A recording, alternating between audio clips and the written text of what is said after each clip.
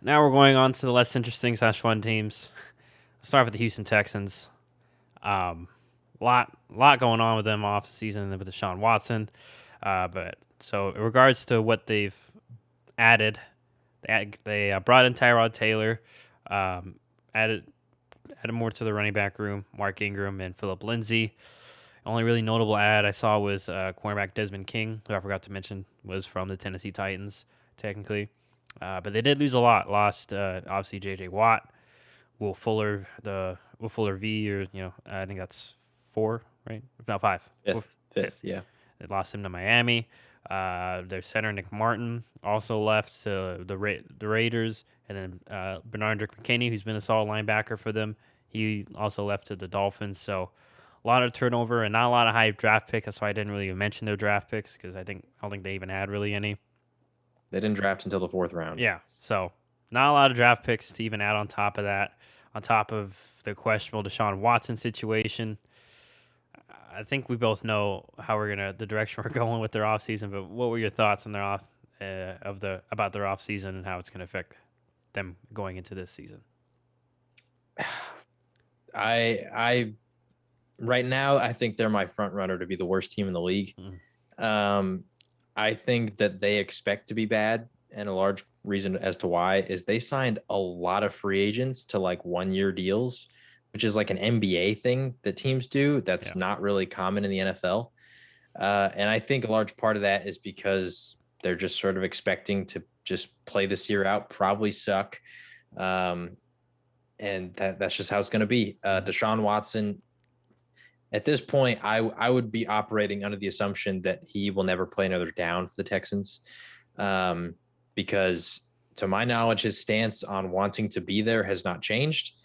He's only showed up so he doesn't get fined. Like literally, right. so he doesn't lose I think $50,000 a day if you don't show up. That's what a lot of the other players are doing that want new contracts. Yeah, and if we're being honest, a large part of that is probably because of the legal battles that he's in. Yeah. And I mean, if it turns into criminal cases, that's a whole different story. But at least as of right now, I think it's only civil.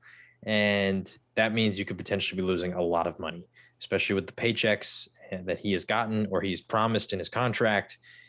He could lose a lot of money. And so I think he's only there because of that. And so, yeah, I also think the Texans, they really just have no like choice but to trade him.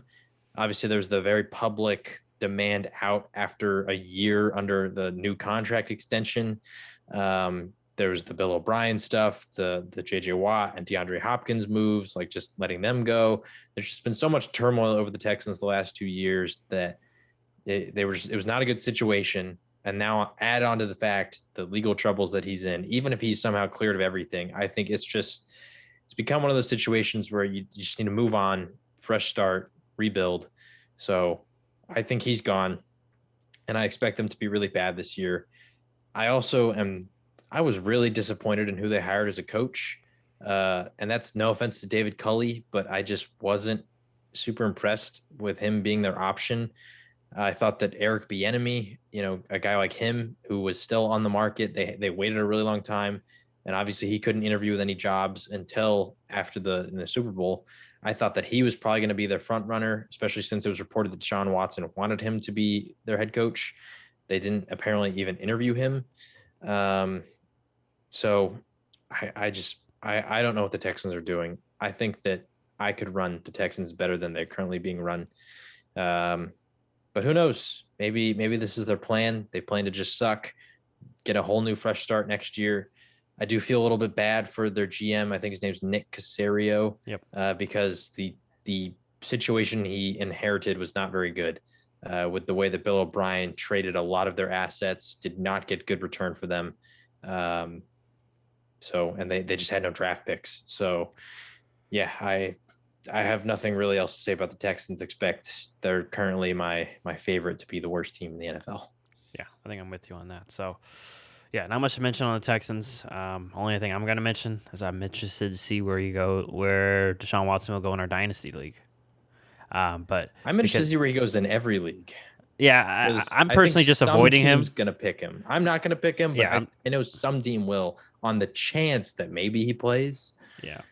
Honestly, though, I think I'm with you. I think in regards to that situation. I think they're gonna wait for all the legal stuff to sort itself out. Don't think he's gonna play at all this season, and then that way, once the legal stuff sorts out, and he either gets his punishment from the NFL or not. Once that's all been, once it's all clear what that all is, I think that's when they can trade him, because then his value, in theory, kind of rises again. You know what I mean? Because then it's like, okay, he's been punished. We know what's gonna happen. Do you want him, or we'll just hold on to him because he's still contractually obligated to us, and so I wouldn't be surprised if that's something that happens next off season, the Deshaun Watson trade. So